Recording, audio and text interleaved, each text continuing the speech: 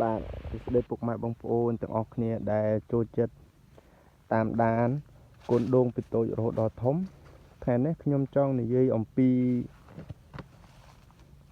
ដីហើយនឹងវគ្គដាក់ដាំដំបូងតើយើងគួរប្រើអ្វីខ្លះដីខ្ញុំនេះគឺជាដីស្រែទេដូងនេះមានអាយុ2ឆ្នាំ25ថ្ងៃយើងបានប្រើជីកំប៉ុស្តវគ្គដំបូងវគ្គដាក់ដាំហ្នឹងគឺជាលីមួកគោហើយនឹងខ្ជុងអង្កាមយើងកាប់រណ្ដៅវាទំហំកន្លះម៉ែត្រ4ជ្រុងជម្រៅបើបានកន្លះម៉ែត្រក៏ល្អដែរយើងដាក់ក្នុងនោះហើយយើងច្បល់វាយើងផ្អាប់វាទុកនៅក្នុងដីហ្នឹងរយៈពេលស្មៅដោះច្រើនចាំយើងដាក់ដាំហើយយើងអាជីហ្នឹងយើងផ្អាប់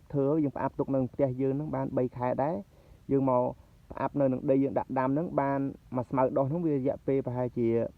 1ខែជាងឬក៏2ខែដល់ខែវស្សាបានខ្ញុំដាក់ដាំឥឡូវហ្នឹងវាបានអាយុ2ឆ្នាំ25ថ្ងៃវាឡើងគល់បានប៉ុណ្ណឹងតែបើដូងបងប្អូនខ្លះគាត់2ឆ្នាំ25ថ្ងៃឬក៏1ឆ្នាំជាងដូងខ្លះវាមានចពោថ្វាយព្រះ1 2ឲ្យប៉ុន្តែនៅក្នុងចំណោម100ដើមឬក៏100 200ដើមមាន2ដើម3ដើមអញ្ចឹងនៅក្នុងចំណោមភាគតិចបំផុតដែលថាមានចពោនៅក្នុងឆ្នាំ1ឆ្នាំ8ខែតែបើភាគច្រើនគឺ2ឆ្នាំកន្លះភាគច្រើនអានឹងយើងថែដិតដល់អានឹងយើងគុំថាមិនបានថែដែរមិនដូងអត់ចេញចពោថ្វាយព្រះចពោអីចឹងអានឹងគឺគុំឆ្ងល់ព្រោះពូជដូងវាមានខុសគ្នាការថែទាំដូចជាគ្នាតែដីយើងដាក់ដាំហ្នឹងវាមានខុសគ្នាដែរ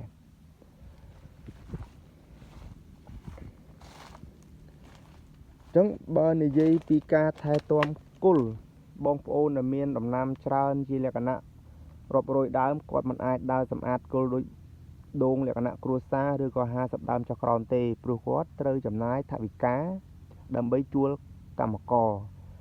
ហើយគាត់ក៏គិតថាបើសិនជាជួលកម្មករដើរសម្អាតគល់អញ្ចឹងគាត់យកអាថវិកាហ្នឹងទៅទិញថ្នាំការពារវាល្អជាងអញ្ចឹងដល់ពេលយើងដូងតិច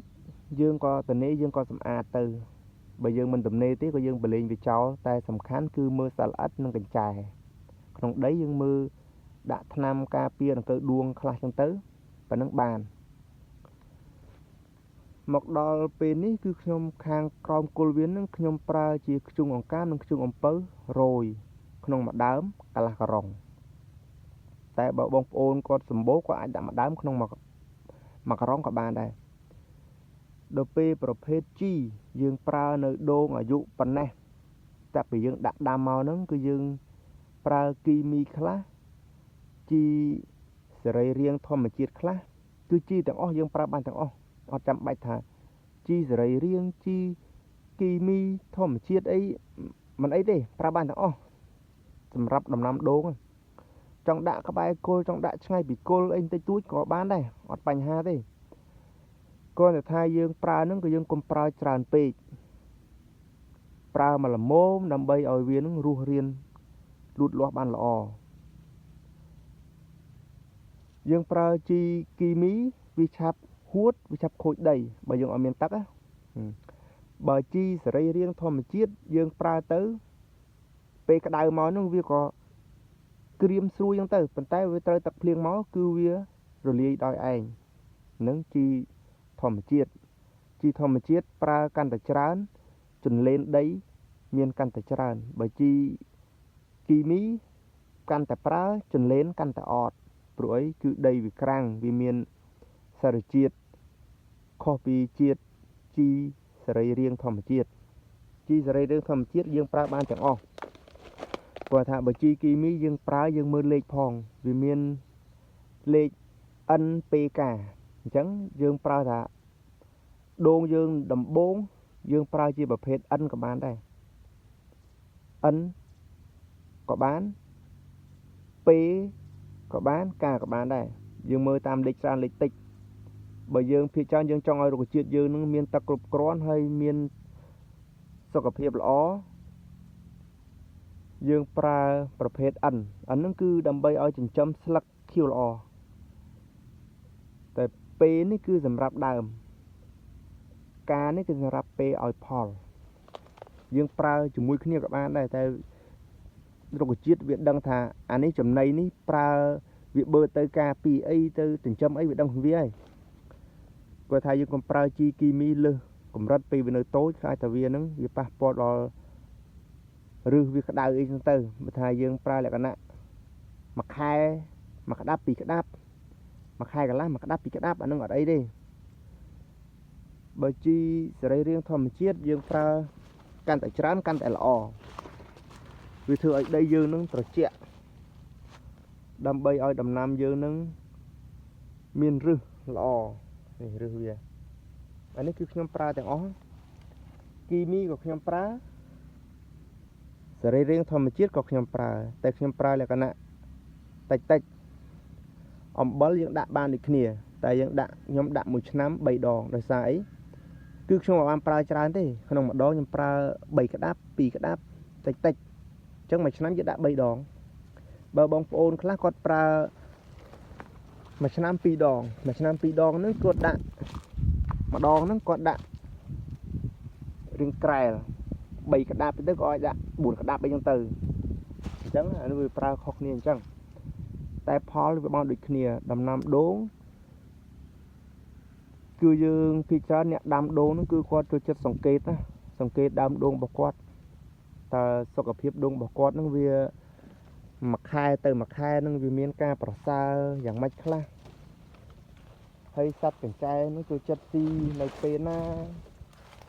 ហើយគាត់ការពាររបៀបម៉េចដើម្បីឲ្យដូងគាត់លូតលាស់បានល្អ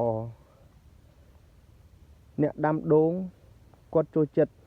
សង្កេតដើមដូងហើយគាត់ចូលចិត្តតាមដានតាម YouTube អំពីសុខភាពដូងពីបងប្អូនម្នាក់ទៅម្នាក់ប៉ះខ្លះទៅបងប្អូនខ្លះទៅគាត់ប្រាប់ហេតុផលមកទៅវាស័ក្តិសមនឹងចង់ស្ដាប់គាត់ក៏ស្ដាប់ទៅអ្នកខ្លះប្រាប់មកទៅលក្ខណៈថាមិនចង់ស្ដាប់ទេគាត់ទៅមើលដូងផ្សេងតទៀតនៅក្នុង YouTube ចឹងទៅអានឹងអ្នកបងចូលចិត្តដែលដាំដំណាំដូងអារឿងផ្លែផ្កាហ្នឹងអានឹងអាស្រ័យទៅលើពូជដូងហើយនឹងយើងថែទាំបើយើងដាំពូជដូងតឿវាច្បាស់ជាតឿហើយវាតឿមិនមែនថាវាអត់ខ្ពស់ទេវាខ្ពស់គាត់ថាគ្នាផ្លែពីទៀបរហូតទៅដល់ខ្ពស់ចឹងទៅអានឹងដូងតឿវាមិនមែនតឿដូចមនុស្សយើងនៅតឿតែ1ម៉ែត្រជាង1ម៉ែត្រជាងហ្នឹងមិនមែនទេព្រោះត្រាស់តែដូងហ្នឹងវាអត់មានធាងអស់ធាងវាឈប់លូតអាហ្នឹងមិនមែនថាវានៅតែប៉ុណ្្នឹងអញ្ចឹងអាហ្នឹងកុំយល់ច្រឡំថាដូងតឿហើយវាតឿរហូតមែនទេគឺវាគេហៅថាដូងហ្នឹងវាផ្លែពីគល់វានៅទៀបត្រឹមជង្គង់ឡើងគល់ត្រឹមជង្គង់ត្រឹមអីទៅវាផ្លែចាប់ដើមផ្លែពីវានៅទៀបរហូតតទៅវាខ្ពស់បើដូងសម្លគេហៅដូងខ្ពស់វាខ្ពស់បានវាផ្លែ